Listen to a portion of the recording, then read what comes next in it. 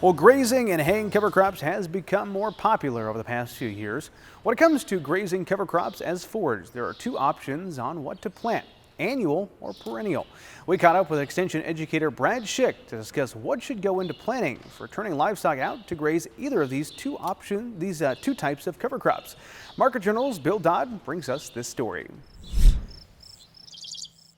Earlier this year, Nebraska Extension held its annual cover crop grazing conference at the Eastern Nebraska Research and Extension Center near Meade, Nebraska. This expo sought to help first-time and experienced farmers looking to fine-tune their cover crop grazing management utilizing cover crops as an alternative forage source. Speaker Brad Schick was on hand to discuss grazing perennial and annual forages. The biggest take-home message from Brad at this expo was that everything falls back on the plan you have in place. We need to plan with our goals in mind. Come up with a plan, a goal, and work off that. And if we have a good plan in place, we can deviate from that because inevitably things aren't going to go perfectly. So it all starts with our goals, right? So we want to know what the end point is. That determines when we plant, how we graze, what we graze, class of livestock. When we talk about annuals, we want to know that perfect planting date. When we want to know perennials, we want to know that perfect grazing time. If it's thinking about water, this year if you're dry land, it's not real great. If you have irrigation, if you're limited, that changes how we do stuff. It can change our goals, but if we have a plan in place, we can better adapt to those changes. Aside from planning what and when you'll want to plant for your operation, another thing you'll want to keep in mind are the needs of the particular livestock you plan on turning out to graze. Right. So, if we're talking about an annual system and what we're planting, whether that's a fall grazing, we want to do oats or turnips, maybe we're talking about a spring grazing where we want to plant rye after silage or something like that.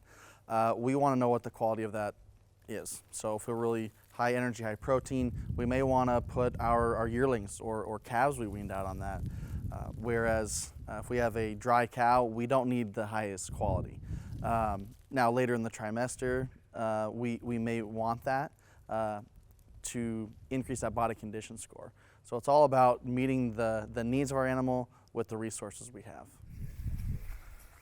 The cost of grazing forages can vary greatly depending on whether you opt for planting perennial or annual crops. However, when planning out what forages you'll want your livestock to graze on, another key variable in this equation are your input costs. There's inputs to basically nothing to really enhancing it. Some people fertilize them to try to get more if they're maybe more of a cattle-centric mentality. If it's kind of an afterthought, it might just be we're just going to plant it out there. It's gonna farm those nutrients the nitrogen that it can find, scavenge, and we're going to get a bonus from grazing our animals out there. So there's a lot of things to consider, but taking soil tests is a good idea too. We maybe can build some carbon or build some other nutrients that we want after years of grazing as well, depending on what your goals are. And you have to do it according to how it works for your system, soil type, rainfall, and how you farm or have cattle. So perennial, you're going to have a lot of commitment to that because it's perennial meaning, basically forever, right? So we're going to have a long-term pasture or something like that. There's a lot of cost inputs right up front.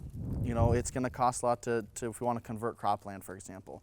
Where if we're still utilizing crops and we're wanting to plant some annuals after, say, silage or soybeans, something like that, the cost is going to be lower. You're not going to be able to get as much of the grazing off of that, obviously, and so that's a different system.